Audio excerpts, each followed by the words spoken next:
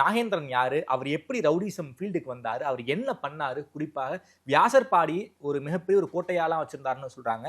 அந்த பின்னைய பத்தி எங்களுக்காக சொல்லுங்க சார். ரவுடி சண்டைக்காரன் அப்படின்னா அவருடைய தம்பி முருகன் தான். ஓகே.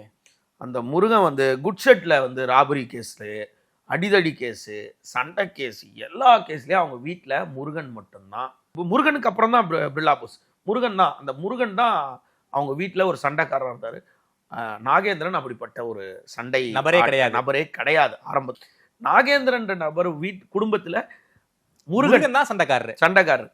ஆனால் இதன் அப்படியே வரும்போது என்ன ஆகுது, இந்த பாக்ஸிங் கீக்ஸிங் போன வீட்டு பக்கத்தில் சின்ன சின்ன சின்ன சின்ன சண்டைகள்லாம் அப்படியே வீட்டு பக்கத்தில் எதனா பால் கறக்கிறது அப்படி சண்டை நடந்துட்டு இருக்கு.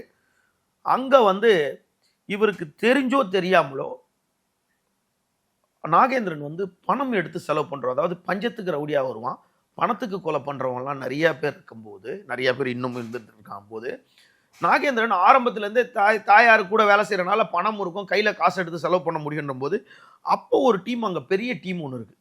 அந்த டீம் என்னன்னு பார்த்தீங்கன்னா வெள்ளரவி டீம்னுவாங்க. வெள்ளரவி டீமில் வெள்ளரவி தான் பெரியவர். அந்த டீமுக்கு வெள்ளரவி தான் லேபிள். ஆனால் அவருடைய வயசு ஜாஸ்தியானவர் விஜின்றவர், அவருடைய 4 வயசு பெரியவர் தான் விஜின்றவர். ஆனால் தலை யாருன்னு பார்த்தா அதுக்கு வந்து வெள்ளரவி.